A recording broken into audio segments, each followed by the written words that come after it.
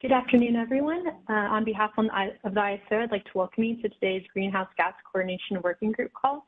My name is Christina Guimera, representing ISO Stakeholder Affairs, and I will be facilitating today's meeting. Today's slide deck presentation is available on the initiative webpage, and you can get to that page by going to CAISO.com, and then under the Stakeholder Center tab on the home page, you'll see Policy Initiatives. Try clicking that, and it'll take you to our main initiative landing page where you can search for the initiative webpage. This meeting is being recorded, and the video file will be posted to the initiative webpage for information and convenience purposes only. The recordings and any related transcriptions should not be reprinted without the ISO's permission. If you need any technical assistance at any point during the meeting, please send a chat to Teller Events, the host. To ask questions during the meeting, you can open the participant and chat panels on the bottom right. You can then raise your hand by selecting the raise hand icon at the bottom of the participant panel. For everyone joining us today, please state your name and affiliation first before speaking. You may also send comments and questions via chat to all participants or to me directly. We'd also like to remind you that commissioners and advisors from state public utility commissions may be in attendance today. And next, I'll turn it over to Isabella to go over the agenda. All right, thanks, Christina, and welcome everyone to today's working group. Again, my name is Isabella Nicosia, representing stakeholder engagement here at the ISO. So for today's agenda, we'll kick off the meeting with just an overview of the agenda, go over the meeting goals. Then I have a few slides summarizing stakeholder feedback we received from the previous working group, which I believe was at the end of July. So we'll go over that. Then I'll turn things over to Anya, and we'll have some discussion on designing the GHG accounting and reporting approach. Following that discussion, we'll hear from Sylvie on an update on the GHG price formation evergreen training and have some discussion there. As you all might have seen in the daily briefing earlier this week, the price formation evergreen trainings were posted, so those are available out on the GHG coordination webpage, as well as the California ISO YouTube channel. So Sylvia will share some more information on that later on today. And then we'll have some discussion on the GHG design rollover from EDAM to the WEIM from Anya, as well as some discussion on Go Live metrics. And then we'll leave some time at the end of the working group to cover next steps. So with that, we can go to the next slide. All right, so where we are currently at in the working group process to date. So here in between the assessment and resolution, I also want to flag that we did post the discussion paper to the GHG coordination page, so that is available out there. It summarizes some of the stakeholder recommendations for policy development we've heard so far, as well as kind of the path forward for each of the three topic areas and problem statements. So I wanted to flag that that is out there and available to you to review, and we'll be posting a comment template where you can provide comments on the discussion paper as well as the working group discussion. Next slide. And one more. All right. So let's kick things off with just a summary of some of the stakeholder feedback we received from the July working group, starting off with feedback on the GHG metrics requests and EDAM GHG Go Live monitoring. So first, CRS can reemphasize the request for 3 data types, generation, attributed generation, and then unallocated generation, and shared that the objective of these reports would be useful, one, to states with load-based GHG programs and consumers making retail claims, and then for the second being for preventing double counting of generation and associated GHG emissions at the retail level. But they also did address that this generation data is currently provided or would be provided through the planned updates to the current GHG metrics that are published by the ISO, and that the attributed generation data and unallocated generation data could also just be satisfied through a GHG accounting and reporting approach. So that's the proposed path forward for addressing those requests at this point. LADWP, they had a couple comments. So one being a request for greater specificity from the ISO regarding metrics and analyses. So They propose that the ISO provide a complete list of metrics with detailed formulas and implementation dates, and then also provide a comprehensive list of analyses, methodologies, and then the anticipated execution of that analysis and the publication dates of the reports. The second comment from LADWP, they requested 2 additional metrics. So one being the GHG revenue distribution, and then the second being GHG attribution metrics for imports into GHG regulation areas. And then the objective of these metrics being to enhance transparency and provide a more comprehensive view of GHG-related market dynamics. So their proposed path forward here is to have these 2 metrics considered for inclusion in future reporting and monitoring efforts. And then some comments from PacifiCorp. So PacifiCorp was in support of the ISO monitoring of secondary dispatch and the GHG net export constraints at EDAM Go Live, and then also continuing to evolve the average and marginal emissions rate reporting, including a breakdown of the average emissions rate by fuel type. And so the proposed path forward here is just to monitor secondary dispatch and GHG net export constraints at EDAM Go Live, and then including bilateral imports and exports out of the market as fuel types in the AER report. All right, if we can go to the next slide. All right, so this was also feedback on the GHG metrics requests and EDAM Go Live monitoring.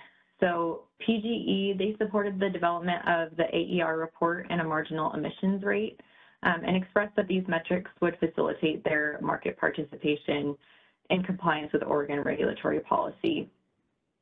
And they, for the path forward, they proposed that the marginal emissions rate be either one, aggregated at the LSC level by participating resource type, or at an aggregate of the WEIM and CAISO residual market supply by resource type level on an hourly basis. Moving into the feedback from SRP, so they supported the ISO's proposed accounting and reporting metrics, as well as the EDAM Go Live monitoring metrics, as well as the planned updates to the AER. And then secondly, supported WPTF's proposed framework for developing a more accurate residual emissions rate. But they did request that the ISO provide more clarity surrounding stakeholder engagement opportunities related to the development of the EDAM Go Live monitoring metrics. And I do want to flag that we'll be discussing that later on in today's presentation for where we are planning to provide those metrics. And then the DMM, they supported the development of metrics to measure secondary dispatch and suggested the ISO include its proposed metric for measuring secondary dispatch in those EDAM Go Live monitoring metrics. So I'll pause here and see maybe if there's any reactions from the ISO team, maybe Mahir or Abhishek if they're on the line, just on what we're hearing from stakeholders and kind of their suggested path forward.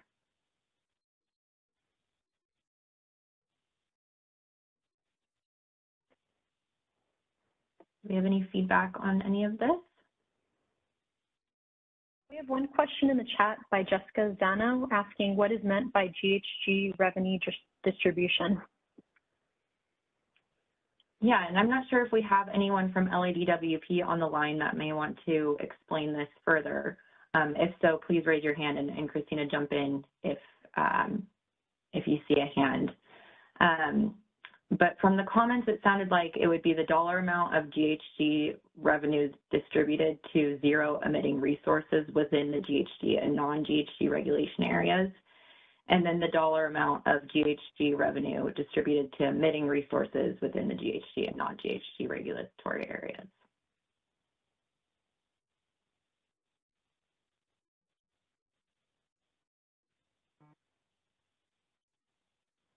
Are there any other questions? I'm not seeing any other hands raised. Okay. All right, if we move forward. So feedback that we received on the state GHG survey presentation, CRS suggested that the state approaches to RECs and null power may not be as inconsistent as presented, especially when the policies are grouped by type. specifically load-based or source-based. And then SRP did voice interest in analysis to identify the timing of the need for an emissions-constrained dispatch solution. And I do want to flag here just that from what we heard from Oregon was that a in-market solution, at least on their end, may be needed by 2030. So I think that's the timing that we've heard through this working group process so far. And then also from SRP, they supported consideration of an approach that treats battery and pumped storage as additional load during charging intervals, and then recommended that we align the approach with CARB's treatment of battery storage. So any questions or comments here?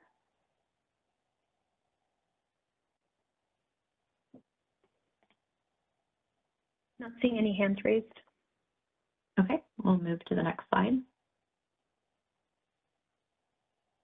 All right, so feedback we received on a non-priced GHG approach. So from all commenters, there was a consensus of support moving the accounting and reporting approach to policy development. So we'll get into kind of the design discussions a little bit later today. CRS, they recommended that a couple of items be considered or included within the accounting and reporting framework. So one being null power adjusted residual mix as a metric, attribute ownership for allocation of specified generation to LSCs, and then coordination with Regis for any of the attribution in the market or post-dispatch allocation of Regis registered generation with the goal of avoiding double counting. LADWP recommended that the accounting and reporting framework be available to all entities in GHG areas. And then PacifiCorp was in support of continuing to evaluate an in-market solution for a longer-term initiative. So any feedback here, either from the ISO team or working group participants?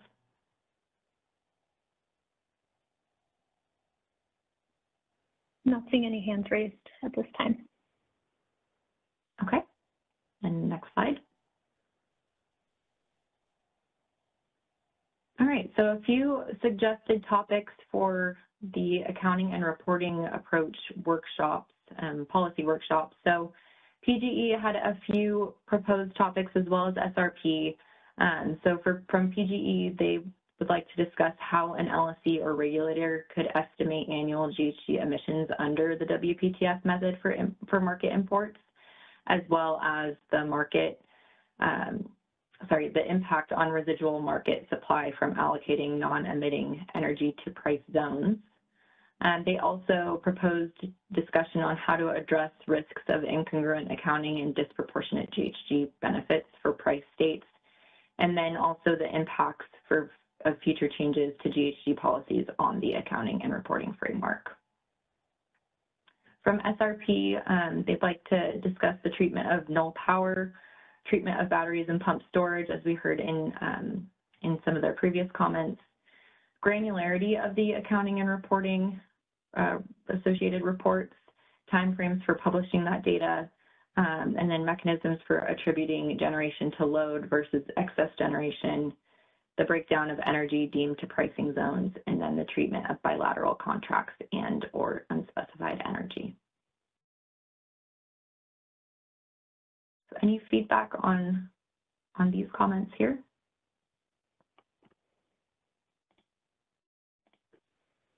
No hands are currently raised. All right, and then if we move to our last summary slide, we received some feedback from DMM, just that using the base schedule as the counterfactual determined linkage would be problematic, or is problematic, because they're not optimized and don't account for optimal transfers between non-GHG areas. So they'd encourage, a different counterfactual to determine linkage. All right. Any questions before we move on to our next agenda item? Not seeing any currently. All right, thank you. Then I'll turn things over to Anya and we'll kick off the discussion on the designing the accounting and reporting approach. All right, great. Well, thanks so much. And Maybe to set some context before we get started, in our last meeting we mentioned that we're looking for feedback from the working group on the working group recommendation to move the WPTF proposal for the accounting and reporting approach forward, and then also recognize that the in-market solution might be needed by Oregon by 2030, which does give us time ahead of needing to stakeholder it. And as Isabella mentioned, there was stakeholder feedback supporting this approach of moving forward with further refining the accounting and reporting approach. So think of today's conversation as a first cut at refining the accounting and reporting approach. And that feedback was heard loud and clear in terms of moving this forward, but that more design discussions were needed.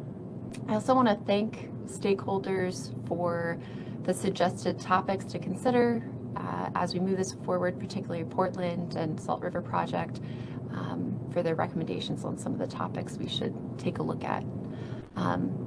Let's move to the next slide. So when we think about the objectives for the accounting and reporting approach, it's really around providing data to support entities subject to climate policies that aren't based on a price of carbon. So allowing entities after the fact, outside of the market, in a way that doesn't impact market dispatch, to account for the emissions that they're responsible for. And really this means both the emissions in megawatts their load is responsible for. It's to recognize that the data supports both compliance and voluntary purposes. And there was a goal that this not impact market dispatch as it is out of market. And as a result, there would definitely not be an impact to emissions or costs in other states. Next slide. And we've reviewed this slide in previous working group meetings, and maybe ahead of kind of getting into the formulation, kind of the distillation of the accounting and reporting approaches formulation, is maybe to kind of step back and think about our goals moving forward with the further refinement. My goal is that we're able to discuss the design elements or kind of elements of the equation and some of the trade-offs that come up with the inputs so that we can come to a general stakeholder consensus on the direction we should take. This formulation isn't set in stone, and we're going to have further discussions on each component of the formula, but this is really just a starting place for us to get started. So let's start with this high-level look at the equation, and as we have future sessions, we'll be kind of peeling back the layers. But kind of distilled version of the WPTF proposed accounting and reporting approach is kind of on a 5-minute basis for a state, LSE, or energy user to calculate what was dispatched by the market that entity owned or contracted for, so that there's a summation of, hey, this is based on my procurement, what emissions I'm responsible for that were dispatched by the market. And then there's this notion of subtracting out what was attributed if you're in a non-price GHG region, because those attributed megawatts, the intent there is that those megawatts are really serving a GHG regulation area. And so if the purpose here is to account for the emissions that load is responsible for, you're subtracting out what's attributed because that is really serving the GHG regulation area. And then you're taking that total of what the market dispatches net of what was attributed, and if that total is greater than what load was for that given interval, there's a credit back to the LSE at the LSE specific emissions rate to say, hey, your load wasn't responsible for that excess. In fact, other entities with the EDAM kind of consumed that energy, and so there's a credit back. But if that total in terms of what the entities owned and contracted resources were net of what was attributed is less than load, there's a recognition that there's consumption from the market, and so needing to total that at a residual rate. And I think this conversation around a residual rate is going to be robust in terms of how we calculate that, maybe incremental steps towards counting to that. There's going to be considerations for null power for certain states. And I think there's questions on how we think about a residual rate for price-based states, for states with climate policies not based on a price, and then for states that do not have climate policies. And maybe I'll stop here and see if there's any questions or feedback on kind of this general approach to the calculation. Not seeing any hands raised currently.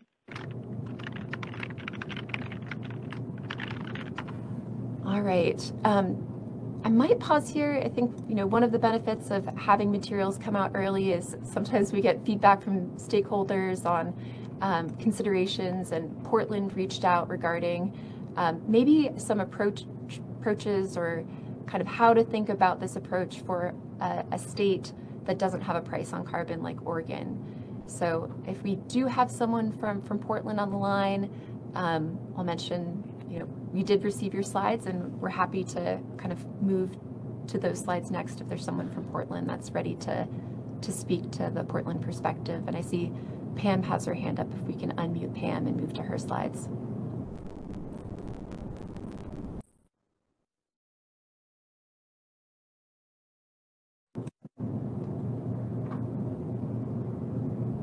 And could we unmute Pam and Connie? Thank you. Pam, you should be able to speak now.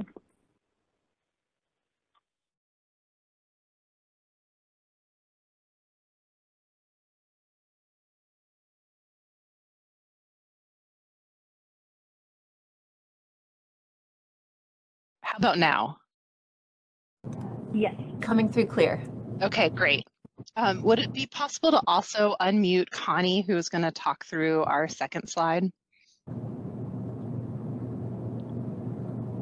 And while that's going on, I'll go ahead and get started. And so for Portland General, we wanted to open up a conversation around how do we incorporate the non-priced states who do have a compliance obligation.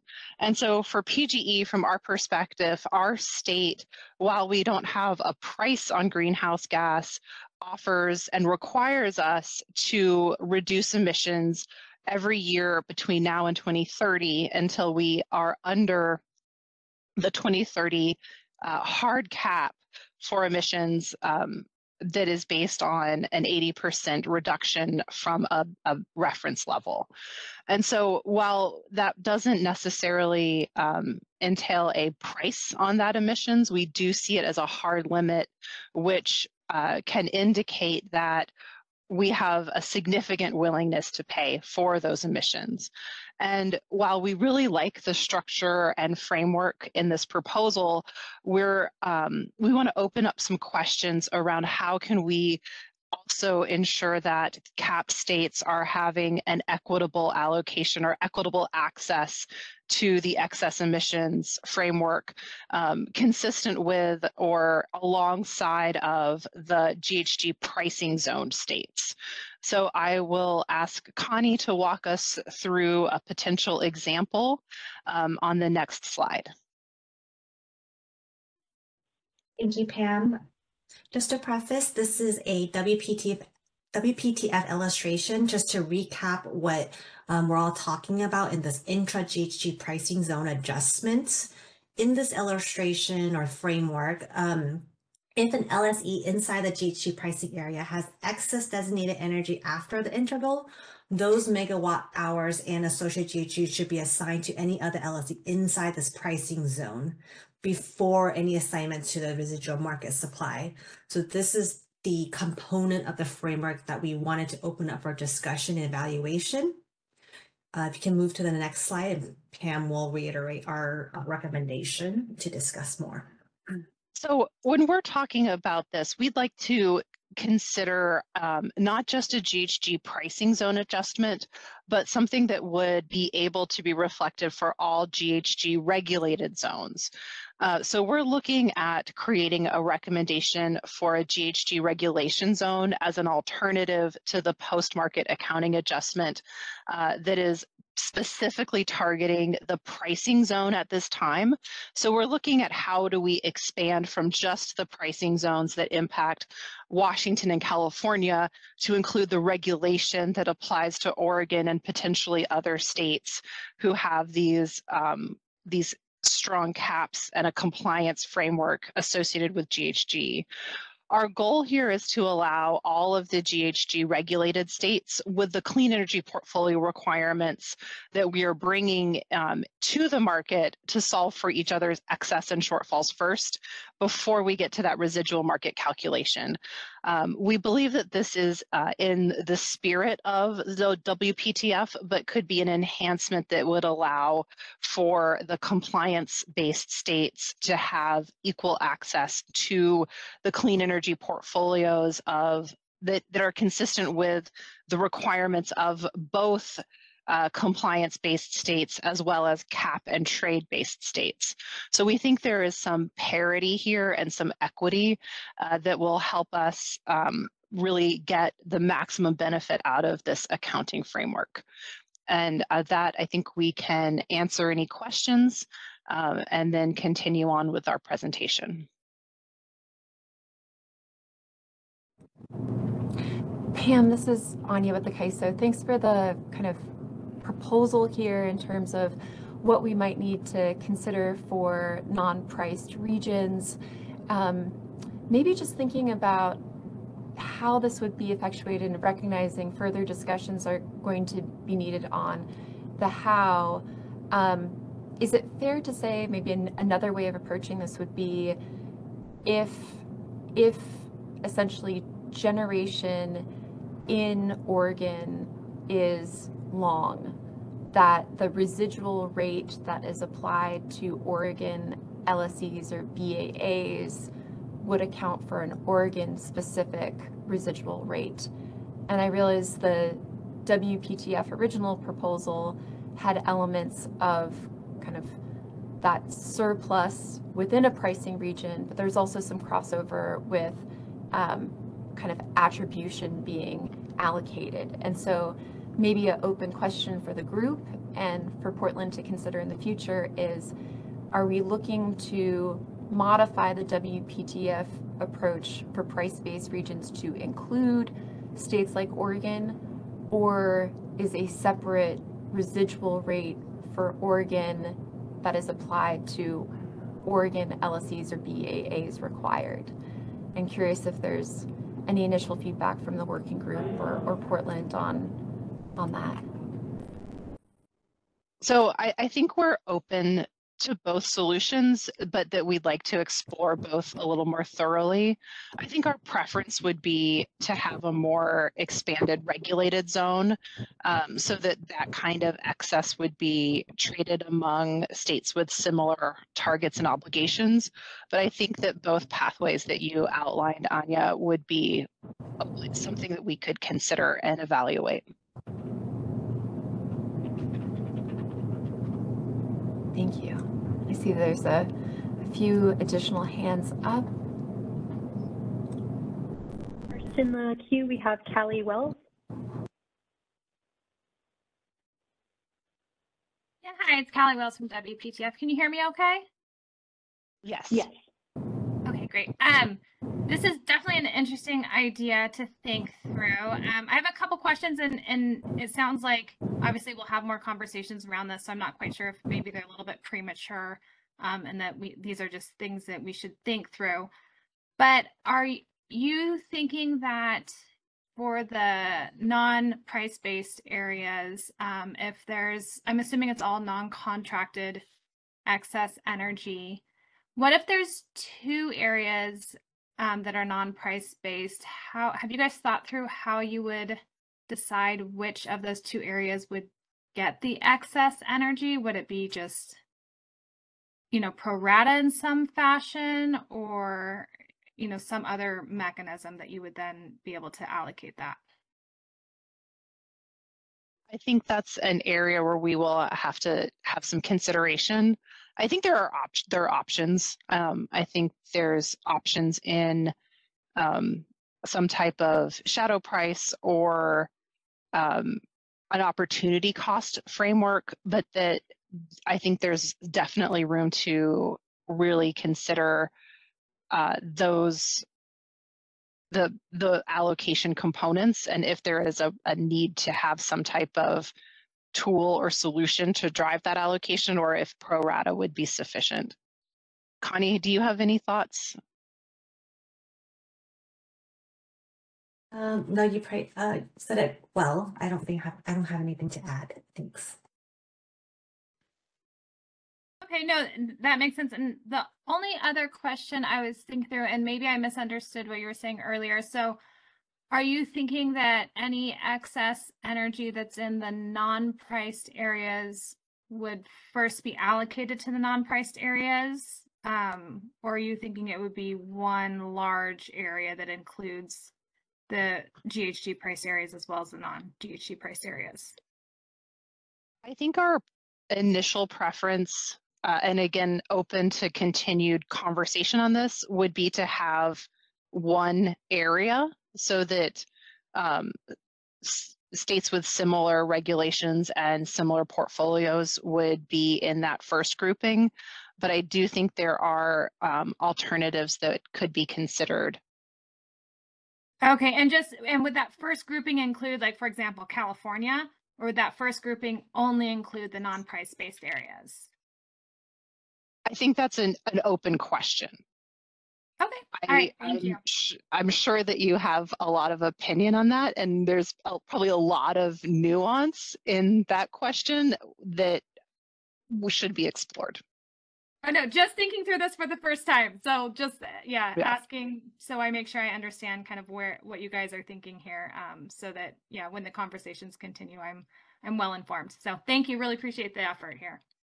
Yeah, I mean, I think our goal is to really maximize the diversity benefits from the states, from this proposal. So, yeah, I think for Oregon, even though we don't have the pricing component to our regulation, we will still be making investments in a diverse portfolio of clean energy supply in order to meet our 2030 goal, or our 2030 compliance target, and the goal of demonstrating incremental reductions on the pathway to 2030.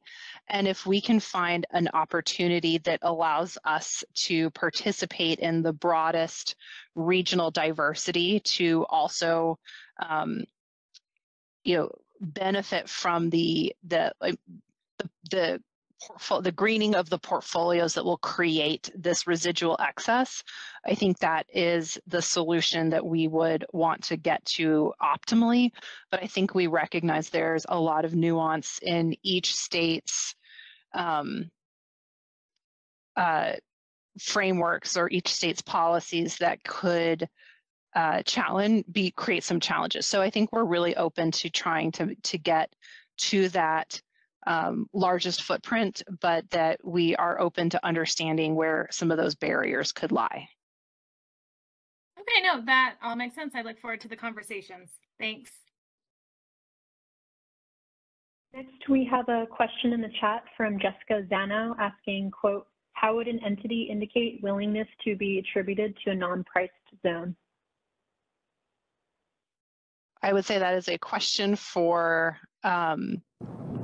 that is a question we have not considered, but a really good one to think through as we work through this conversation.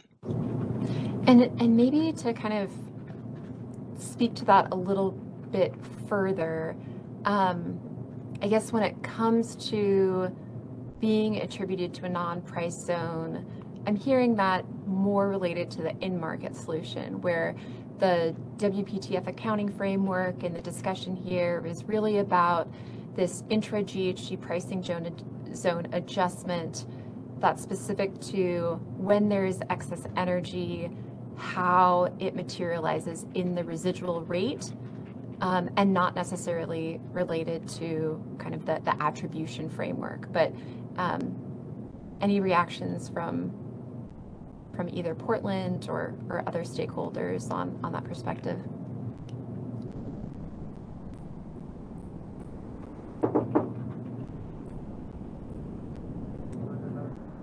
Well, next in the queue, we have a hand raised by Stuart Kelly.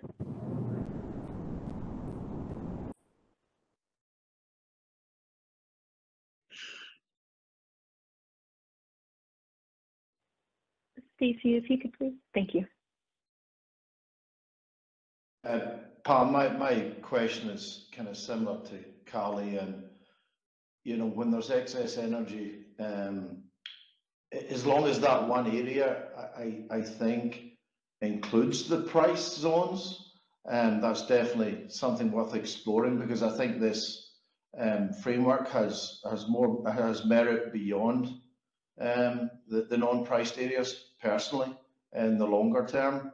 I just make that observation. I think if it's limited to simply the non-priced areas with GHG policies, I think it becomes slightly problematic.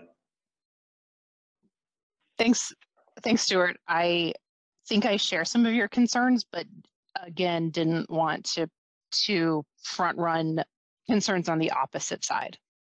Understood. Yeah. And there are no further hands raised at this time.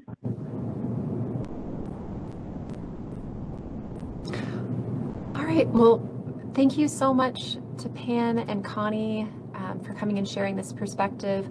Could we go back to slide 16 for a moment?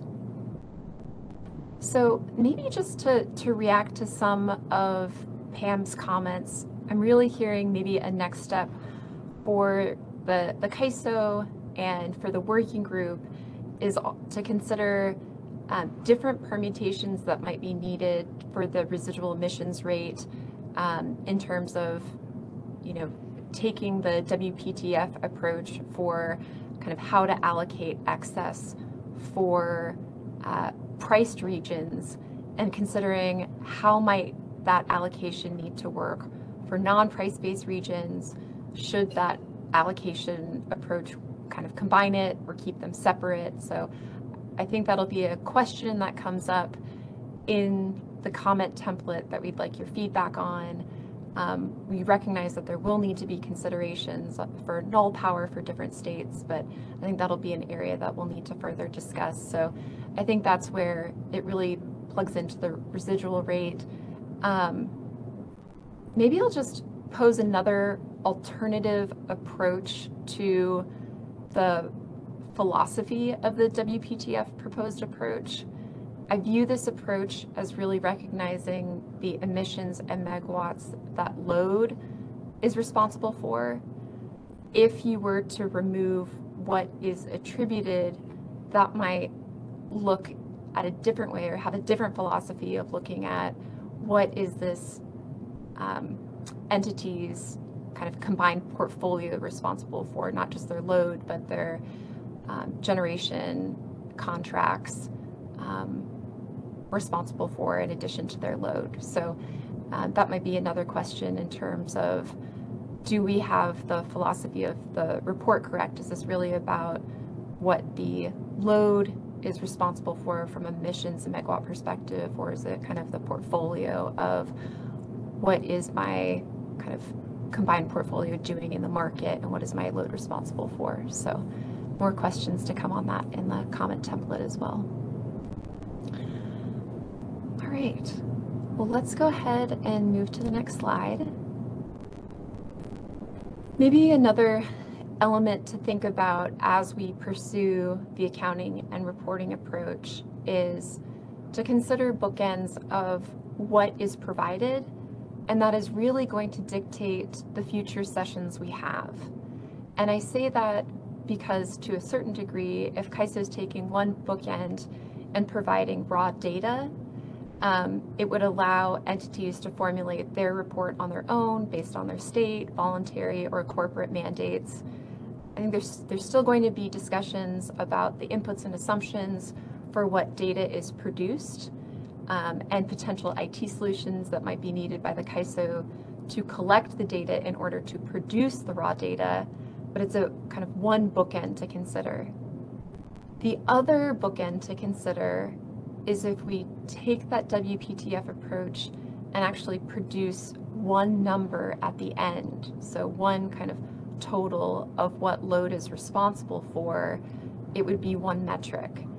And that really gets into policy considerations for how to calculate the residual rate, how to obtain information on load, how to collect information on kind of the contracts, and really kind of potentially moving to a more uniform approach.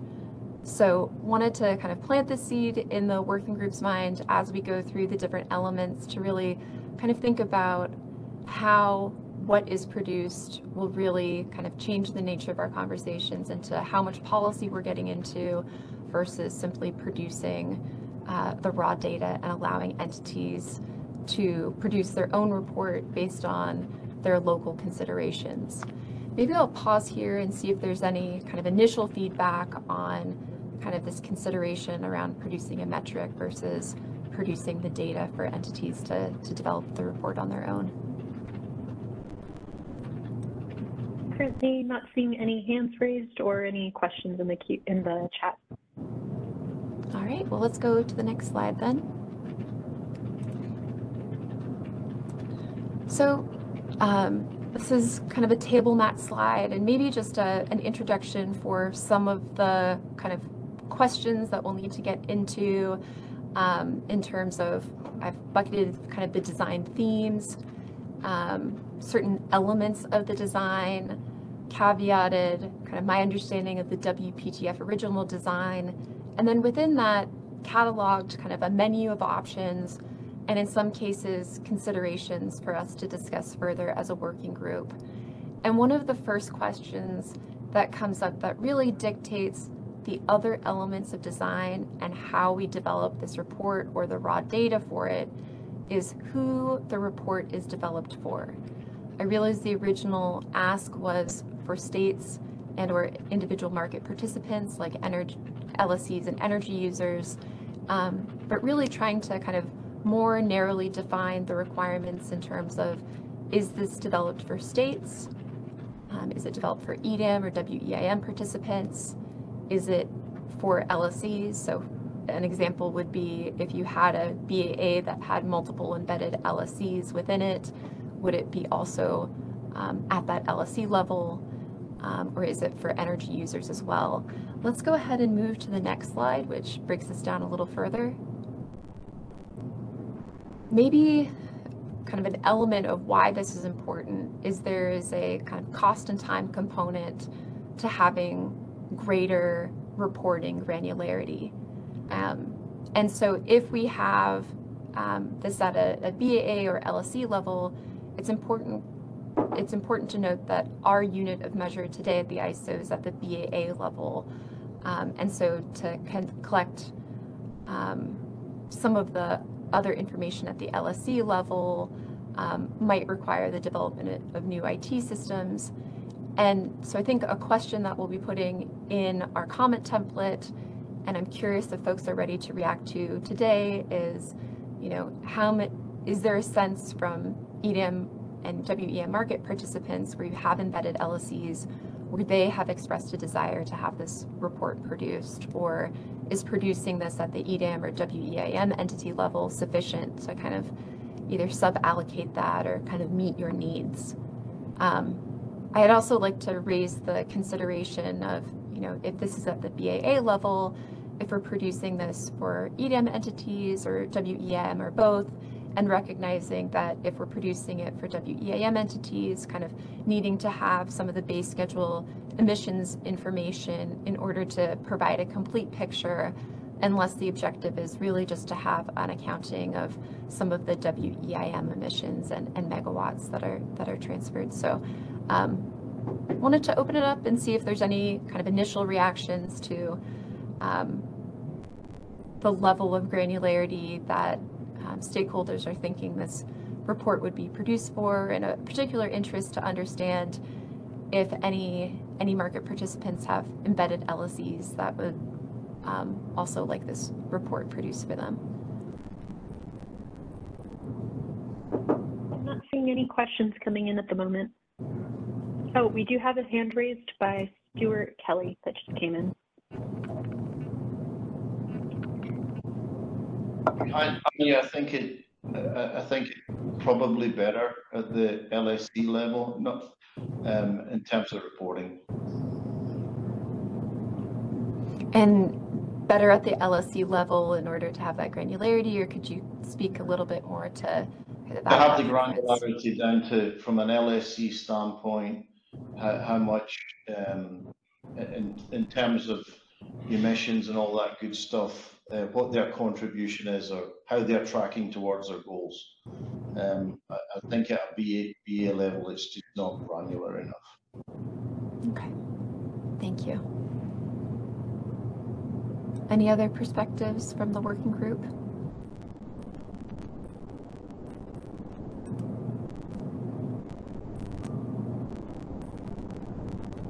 Not seeing any other hands raised at the moment.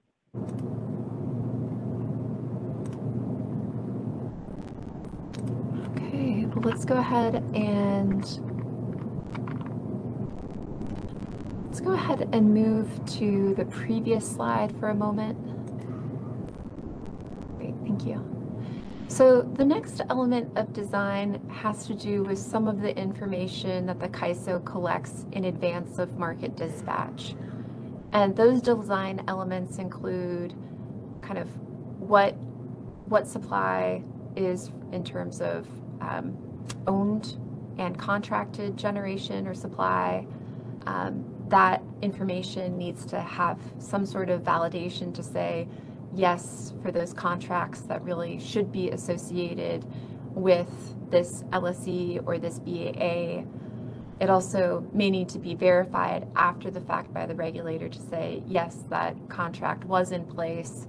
And there's a kind of elements that we need to collect in terms of the emissions factors for the various resources. And, you know, there's kind of a cascading approach that we could take with emission factors in terms of what's determined by regulators, what's kind of provided in the master file, if that's not available using EIA data or eGrid data, and if that's not available, kind of using an imputed heat rate. So interested in that feedback, but I want to kind of actually go 2 slides forward.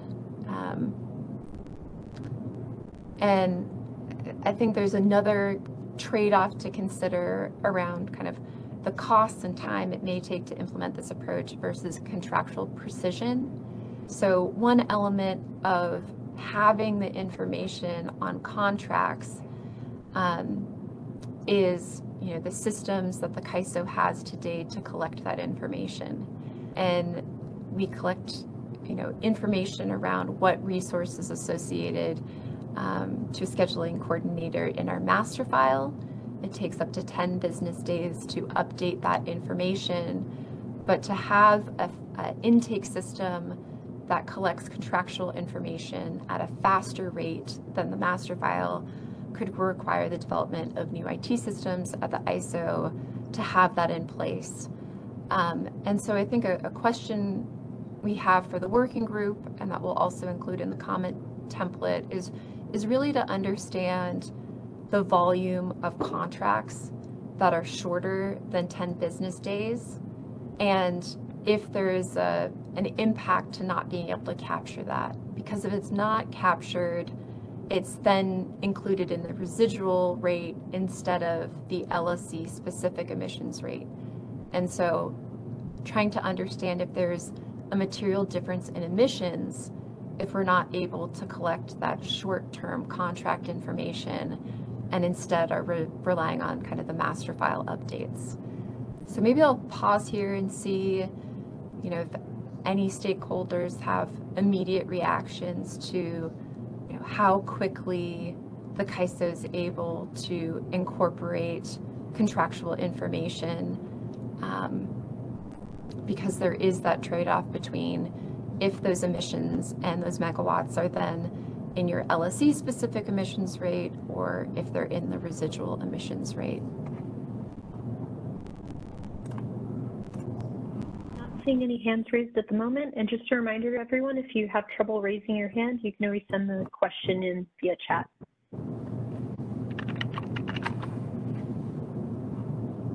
Okay. Well, let's go ahead and move to the next slide then. We touched on this in the formula, but the next kind of area after kind of predefining, you know, who owns what generation and confirming that yes, these contracts are agreed upon and these are the emission factors to consider, is really when the market runs and when you're then saying, you know, this is what was dispatched and kind of comparing that to load and truing that up to the load to say, was it short compared to load and therefore you're adding in a residual mix, or it was long compared to load and you're kind of subtracting out an LLC specific emissions rate. And so those are some of the design elements that this table is getting into. And so for the dispatched resources, in terms of what's owned and contracted for, you know, the recommendation has this, you know, at a 5-minute interval, and that you net out what's attributed. I'd like to kind of get feedback on if there's alignment on that in the formula, and kind of thinking about how to kind of think about bilateral contracts. The next question is really related to load, and this really gets into if this is kind of raw data that the CAISO produces, the BAA or LSC will know their load and be able to kind of do that comparison. If this is a report where the CAISO is producing a raw metric, the CAISO does not have data on LSC specific load information. And so there's a question on when you're kind of comparing what was dispatched to load to see if you're adding in that residual supply or subtracting out an LSC specific emissions rate, is that load number based on a forecast? And if it's a forecast, should it be based on the year ahead, month ahead, day ahead, or actual meter demand? And should that be done by the CAISO or the entity? So really curious if there is kind of feedback from the working group, both on who does this calculation and maybe where load numbers potentially should come from if this is something that the CAISO would need to calculate.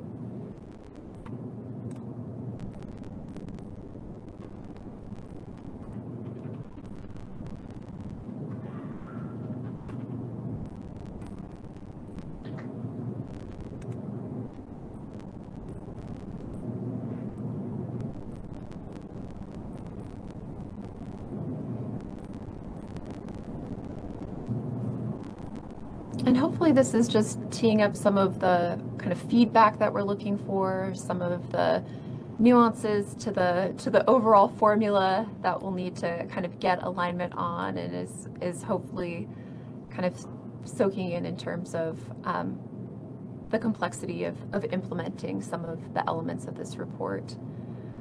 I think we got into some of the issues around the residual emissions in terms of, you know, how to account for excess energy within a pricing region, and if that should include non-price-based regions that still have a climate policy in place. And we can kind of look to the working group for suggestions there, or potentially kind of come up with kind of adaptations or trade-offs to consider there. I think another question around the residual rate is, you know, if this is calculated by the ISO or if it's simply we're producing this metric. I recognize different states take different approaches to null power, zero emitting power, And so recognizing potentially producing that data would allow entities to account for how their state approaches null power. The last element has to do with the LSE specific emissions rate. There's a recommendation that it be the LSE system average emissions rate in terms of what's credited back. Again, if this is simply kind of produced by the LSE, it would, and instead of calculated by the CAISO, it would allow the LSE to kind of choose the methodology if they're doing it based on an average, or if there's a desire to do this in merit order, or take another approach. So really looking for feedback again on, is this a report where stakeholders are looking to the ISO to produce this, or is producing the raw data in order for kind of different approaches to be taken, the goal of the working group. Any feedback on kind of approaches or considerations we should further get into with residual supply or the LSE supply? Not currently seeing anything in the queue.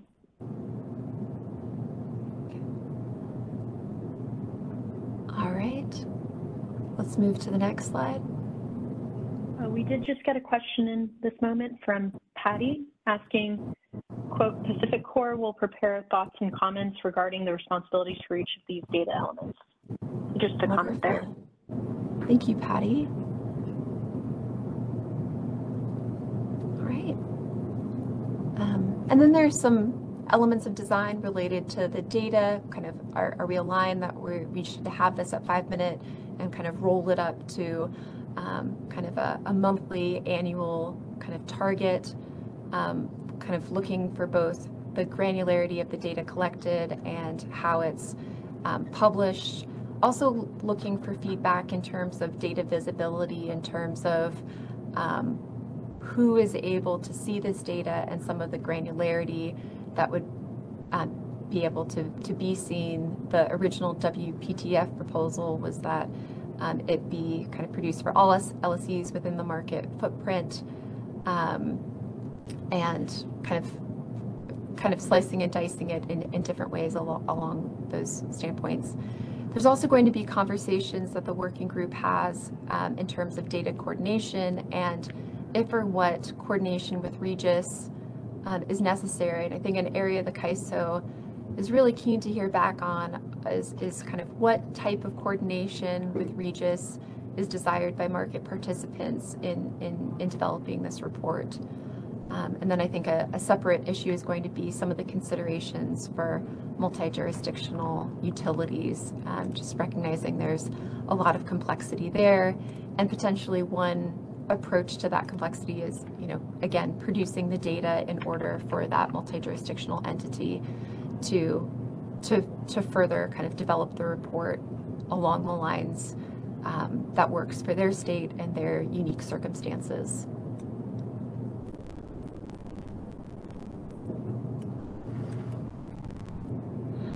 So hopefully this was a good preview for some of the next kind of future discussions of peeling this back, but again, looking for working group feedback on some of the data elements or kind of ways that the current outline of the calculation might need to be further refined. So looking forward to further conversations around this. And with that, I'll turn it over to Sylvie.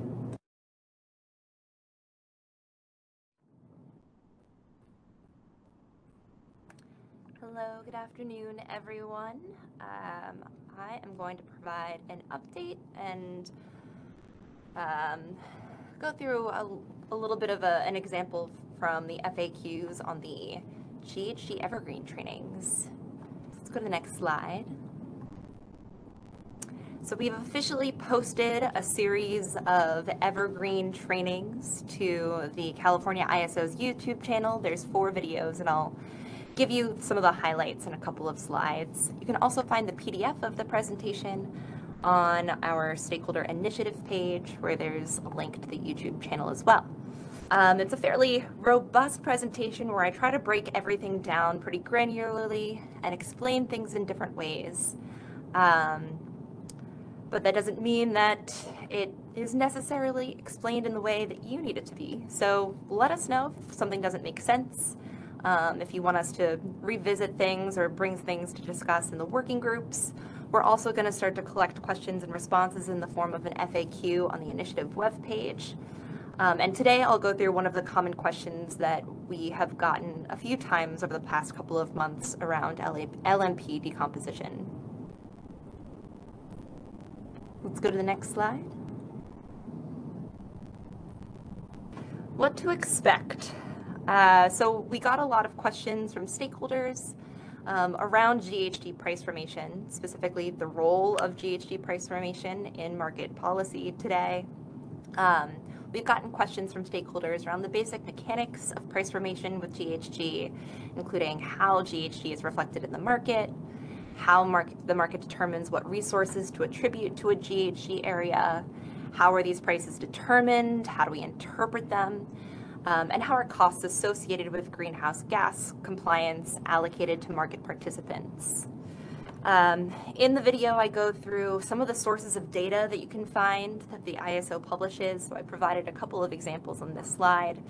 And I hope that by the end of this training, you'll be able to better understand or ask questions around the relationship between GHG, price formation principles, market design, and the data that comes out of the market.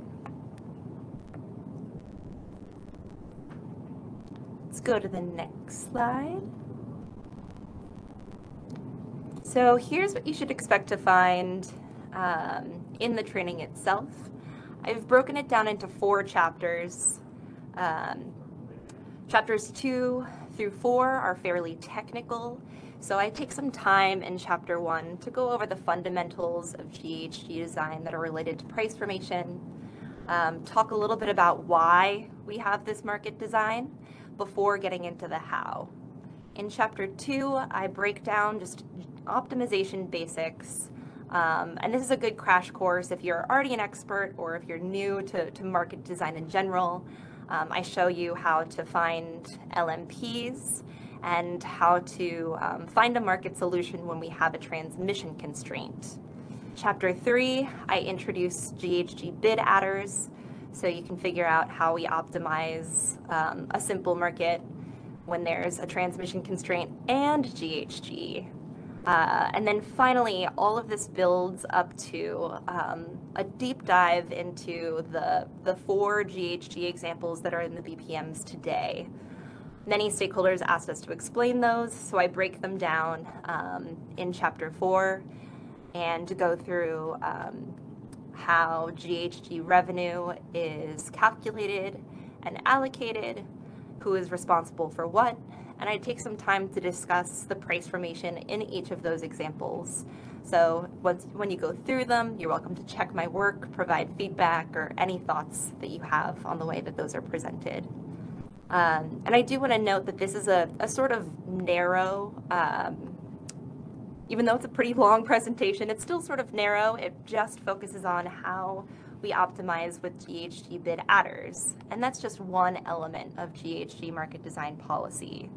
So this presentation does not cover things like the GHG counterfactual, which is an element of the EIM design today, or the GHG reference pass, which will be a function in the extended day ahead market.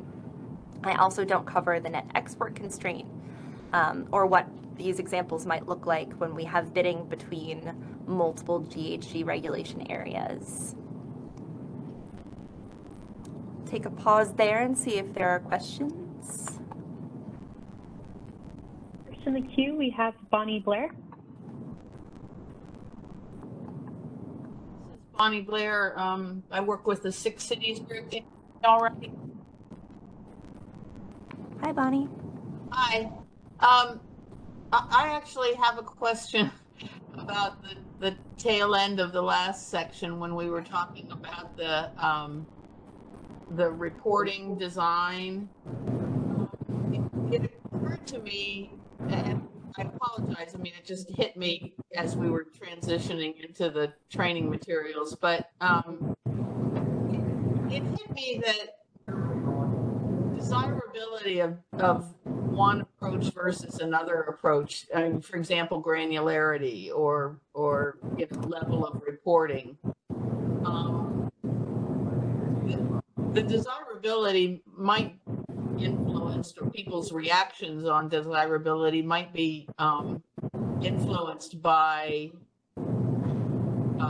resource intensity or cost.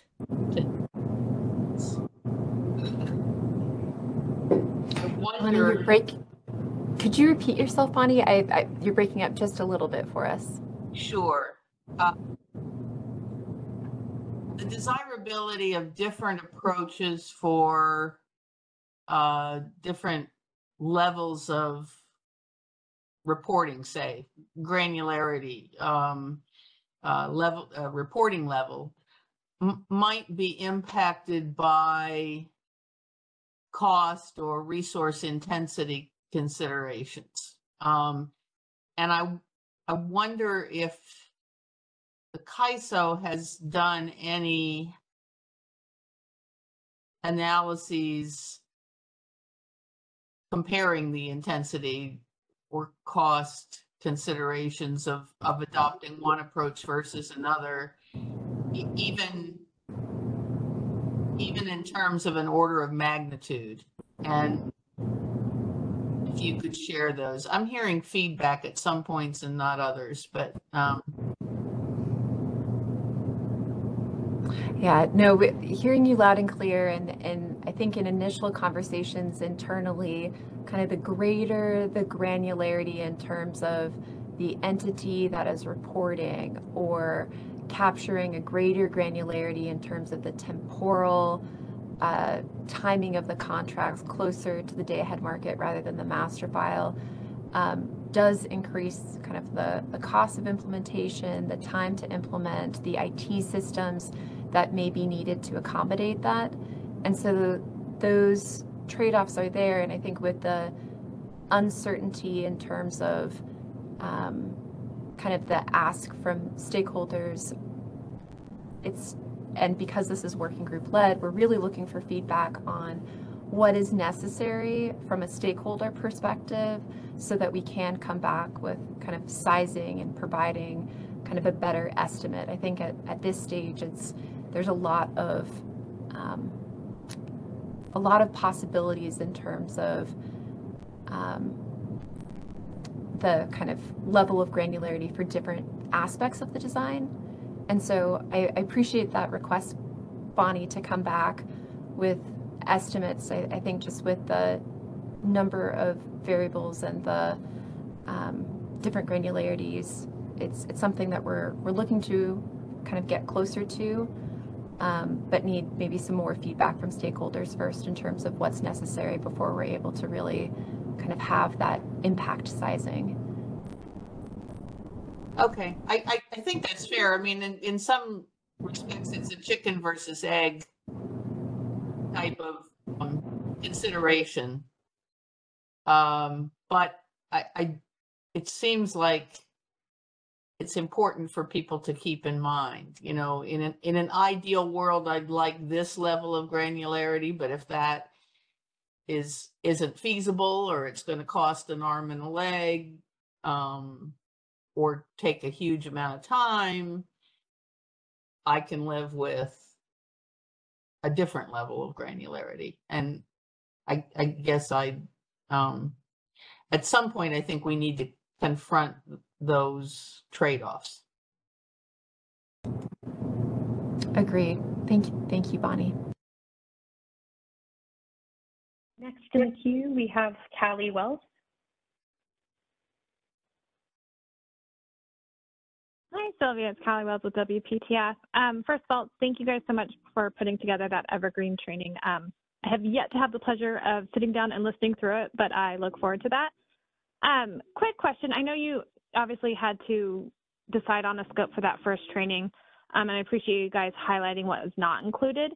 Do you guys have any plans of maybe doing an evergreen training part 2 that does include all those? Just because I noticed the topics listed there are kind of the foundation or a lot of the questions that we've been asking ourselves kind of during this whole process. So it would be good at some point to have some sort of training that does cover all of these three factors. That way, as the conversations continue to evolve, we kind of have that foundation beforehand. Yeah, great question. And in fact, the way that I designed the visual setup of each of those examples, I had in mind that we would be able to build complexity onto that and continue to the discussion. So it would be great to get feedback on what additional evergreens we should think about or what we should think about as a next step. Okay, yeah, no, I guess my initial reaction would be something that covers those three bullets that are not currently included, but obviously at a later time in the conversation to get to that point. But yes, I will provide feedback once I get a chance to listen to the training. But thank you guys for putting that together. Thanks, Callie. There aren't any further questions in the queue at this time. Okay, let's go to the next slide. So the nature of an evergreen training is it's supposed to be this durable resource. So what the evergreen training focuses on is this piece of GHG policy, the price formation with bid adders. And for the most part, nothing about this changes between today and EDAM. There's one detail that sort of does, and it's the sign on the marginal cost of GHG. So in the evergreen training, you'll see that the marginal cost of GHG is labeled as a negative number. In EDAM, it'll be printed as a positive number. And we've gotten a lot of questions about that over the past couple of weeks. So I wanted to spend a few minutes in the working group just talking about this to make sure that you understand it as you're going through the training. So in the evergreen training, it reflects the marginal cost of GHG as you see it today. And what's on your screen is an example from that training. And you see that the LMP in the GHG area is 35. And that'll be reflective of the SMEC, or the system marginal energy cost, because today we use a reference bus from which to determine what the system marginal energy cost is. That's in California. So the LMP in the GHG area, in this example, you can think of that as the SMEC, and it's $35 per megawatt hour.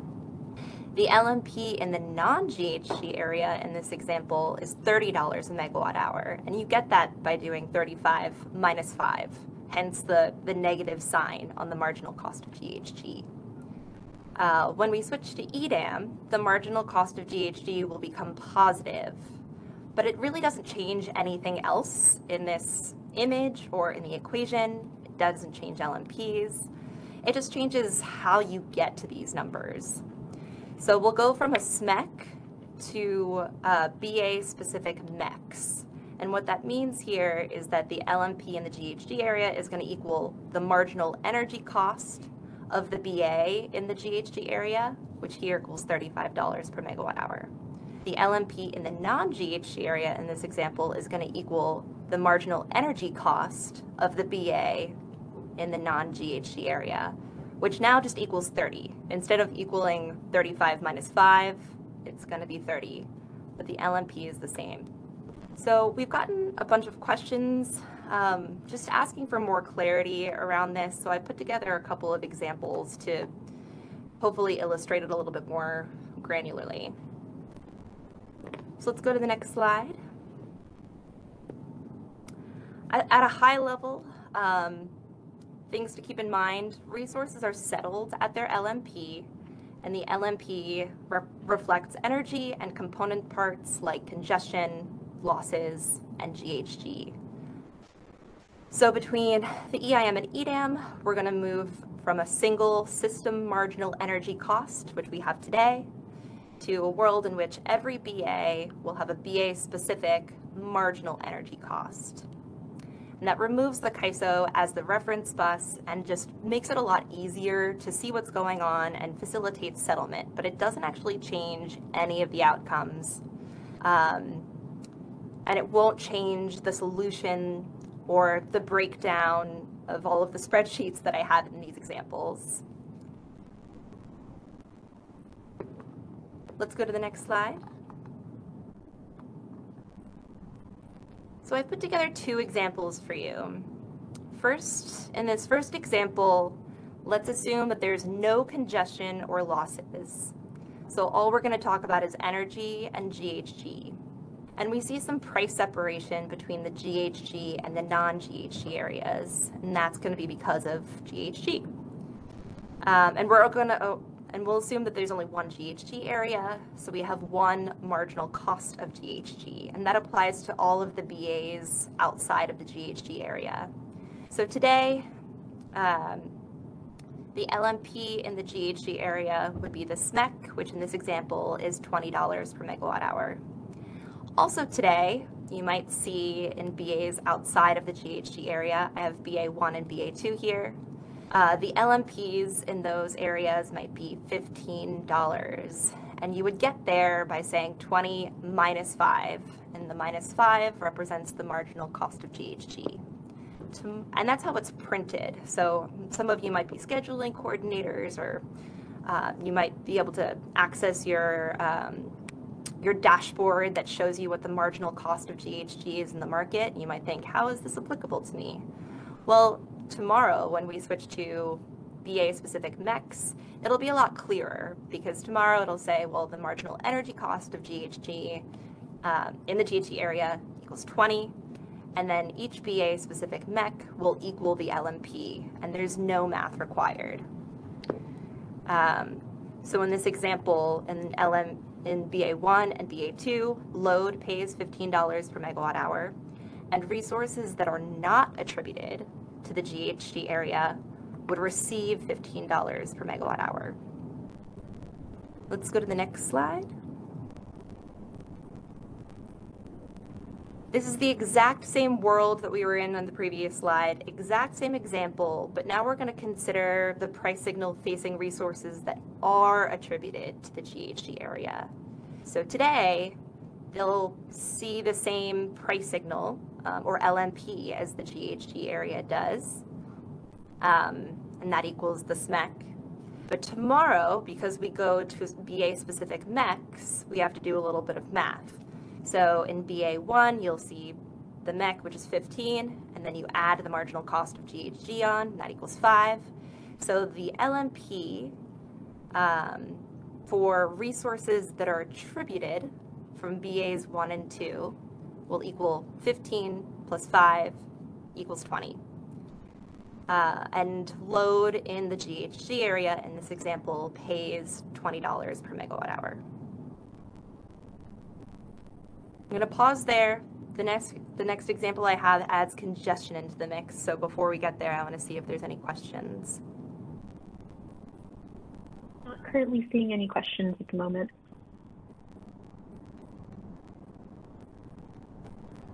All right. Then let's go to the next example. In this example, I want to illustrate how congestion as a component of the LMP is a sort of different idea from the marginal cost of GHG. In the previous example, we had these same two BAs, and the marginal cost of GHG was the same for both, because that's reflective of the marginal cost of GHG associated with the GHG area. So in this example, we still have a marginal cost of GHG, and it's the same for both BA1 and BA2. But now you can see that the LMP in BA1 and BA2 is different. And that's because they face different congestion costs between those BAs and the BA that's in the GHG area. So the same as before, today we have a SMEC, and that's 20. In order to figure out what the LMP in BAs 1 and 2 are, you would take the SMEC, subtract the marginal cost of GHG. In this case, we also subtract congestion, and so you get LMPs of $13 and $15 per megawatt hour, respectively.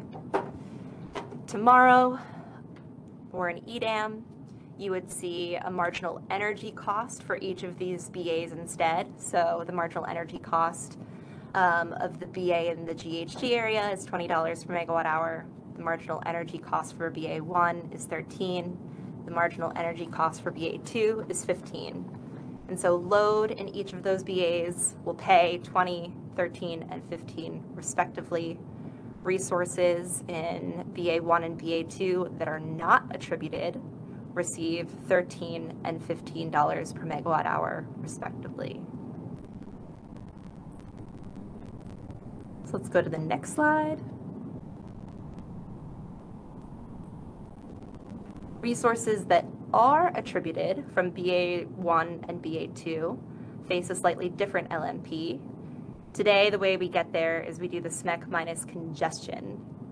So for BA1, that's going to be 20 minus 2, and that's 18. For BA2, that's 20 minus 0, and that's 20. Tomorrow, we'll do the MEC plus the marginal cost of GHG, and that gives you the same numbers, 18 and 20. And that's the price that is paid to those resources if they're attributed. And you'll notice that in the first example, when we didn't have congestion, I said the price paid to resources that are attributed is the same as the LMP in the GHG area. In this case, it's not because of that congestion, but load in the GHG area is still paying $20 per megawatt hour. So for transfers that are coming from BA1, $18 per megawatt hour goes to those resources, and then $2 per megawatt hour make up congestion revenue from transfers from BA1.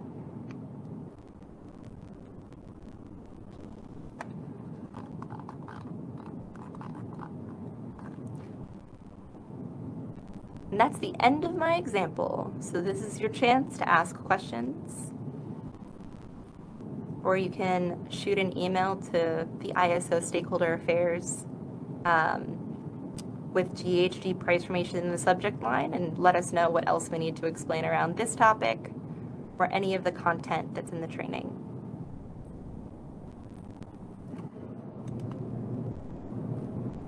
Not currently seeing any other questions in the queue. All right, well, thank you again, Sylvie, for putting together that evergreen training on price formation, and looking forward to the kind of stakeholder feedback on the evergreen training. So this next section, it was really kind of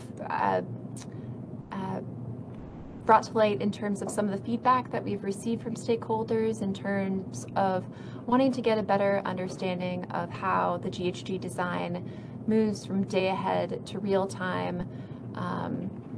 And so with that, let's go ahead and move to the next slide. In this section, I'll be covering what aspects of GHG design are different, what elements transition, and what elements remain static. This will be your cheat sheet if you need to come back to this later. Primarily the area of different design is the counterfactual. The counterfactual that we use in day ahead differs from the counterfactual we use in real time. There are elements that transition. So this notion of committed capacity, we have that excluded from the counterfactual in order for it to be attributed to a GHG region, recognizing that there are contracts in place to serve that GHG region, and to allow it to be attributed, it's removed from the counterfactual. That is kind of reflected in our master file and does carry over from day ahead into real time. And then lastly, there's some areas of GHG design that are going to remain static. So the GHG net export constraint is hourly. So it's the same for day ahead and real time. And as a reminder, it's the GHG net export constraint limits attribution by not allowing attribution from a net importing BAA unless in cases of committed capacity. The geographic boundary remains static, and then our constraints to limit attribution in bids also remain static. And maybe just as a reminder and carryover from Sylvie's presentation, the MEC pricing that is rolling out in EDAM will also carry over into the WEIM. And let's go ahead and move to the next slide. I thought it might be helpful for us to just kind of kind of recap some of the EDAM and WEIM measures in place to reduce secondary dispatch. This is where you can see what's different or similar. As a reminder, the counterfactual for WEIM only entities is the base schedule, which is the self-assessment of scheduled generation and transfers. For EDAM, it's the optimized reference pass. And then, as you move to real time, the counterfactual is the difference between the day-ahead energy award and the day-ahead GHG award. We do this because if you can think of the day-ahead energy award as the energy that's needed to serve the whole market, and the day-ahead GHG award is the energy needed to serve the GHG region. The difference between those two is the energy needed to serve the non-GHG portion of the market. And then we have our bidding constraints, which I mentioned earlier. It's limiting the GHG attribution to the volume of the difference between the upper economic limit of the resource and the counterfactual, and then the net export constraint, which applies to EDAM entities. Let's go ahead and move to the next slide. I thought it might be helpful for us to walk through an example together on how this all comes together. So this is an example that's been shared in the working group previously, but I thought it does help with, again, how the counterfactual moves from day ahead to real time and how committed capacity transitions, and to see some of the elements that remain static. And so this looks at a resource, let's say it's in Nevada, that elects to bid into California. It has a 100 megawatt energy bid. It has a 100 megawatt GHG bid.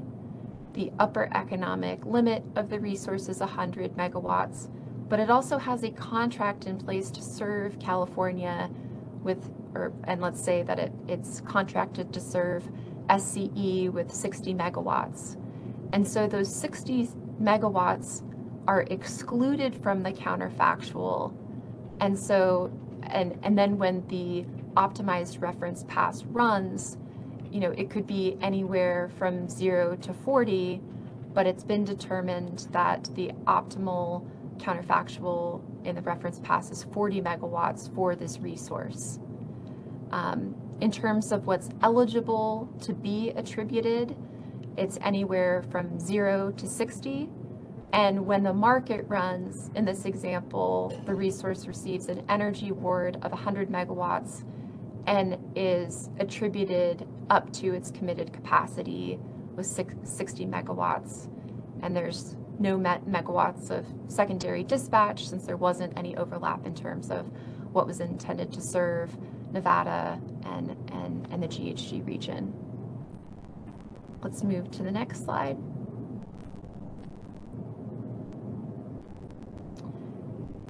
And here we have the same resource, the same example, but now we're moving into real time. And here's where the real-time counterfactual differs. Again, the real-time counterfactual is the difference between the day-ahead energy award, which is the energy needed to serve the whole market, and the GHG award, which is the energy needed to serve the GHG region. And so here we have a counterfactual 100 minus 60, which is 40, and therefore the amount that's eligible for attribution is the difference between the upper economic limit, 100, and 40, the counterfactual, to give us 60 megawatts that's eligible for attribution in real time from this resource located in Nevada to California. In the real time, it receives a 100 megawatt energy award, and it receives 100 megawatts of a GHG award or GHG attribution. So hopefully this helps tie together how the pieces of the EDAM and WEIM design kind of roll over for an EDAM entity in terms of how the GHG design rolls over. So wanted to open it up to questions or see if there's other areas of rollover that folks would like to dig further into in future sessions. Not currently seeing any questions or comments. All right. Well, the next section is really also feedback from stakeholders that was submitting your comments. Just wanted to say we appreciate, this is more of a reference slide for folks looking at the slides later, but for Go Live monitoring, wanted to respond to some of the stakeholder feedback that we've received in terms of where we might be publishing this data and when it might be published and what opportunities there are for feedback. So in the comments, we did receive support for the suggested metrics for EDAM Go Live monitoring that we've reviewed in previous sessions related to secondary dispatch and the kind of used and usefulness of the GHG net export constraint. And in working with our market analysis team, they wanted to kind of inform folks that, you know, these metrics may change as we get closer to EDAM Go Live. There might be a need to have additional metrics or modify them, but the report out of the metrics would occur either in the monthly market performance report or on a quarterly basis in the market performance and planning forum. And I think there's still discussions internally in terms of which of the two venues these metrics would come and be reported out in, and you'd have the opportunity to provide kind of feedback in those sessions or in response to those reports. Maybe I'll open it up to see if there's any kind of feedback on where we'll be providing these metrics on a going forward basis. I realize we're a few years out from Go Live, but interested in any early feedback. Not currently seeing any feedback coming in. All right, well with that, I'll turn things back over to Isabella. Thank you, Christina.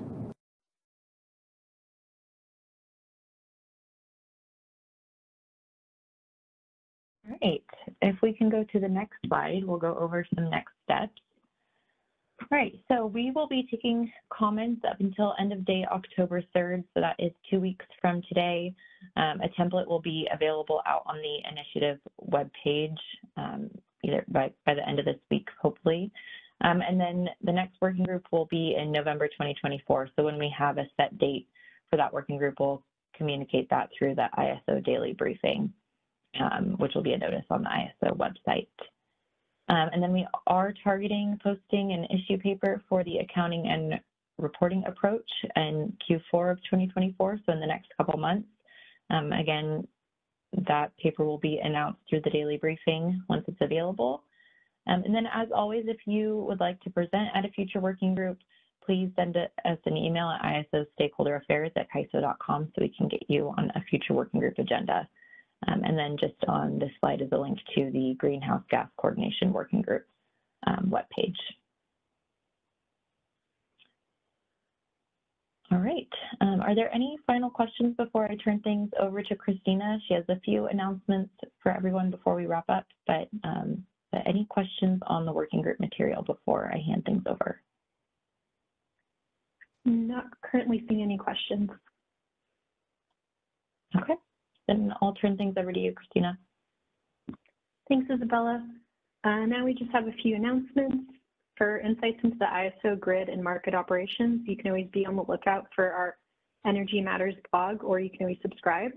Here you can see the latest posts regarding a DOE grant boosting grid enhancing tech, and another one on a 20-year transmission outlook, and another one on a new Energy Matters podcast.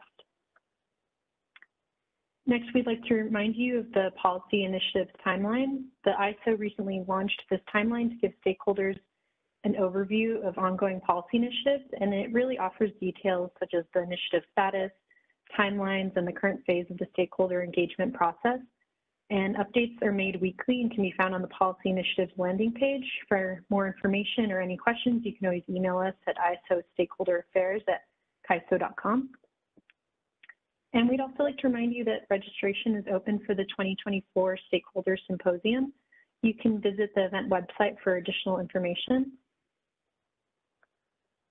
And lastly, the ISO would like all UAAs to actively begin replacing your user and business certificates to Entrust certificates.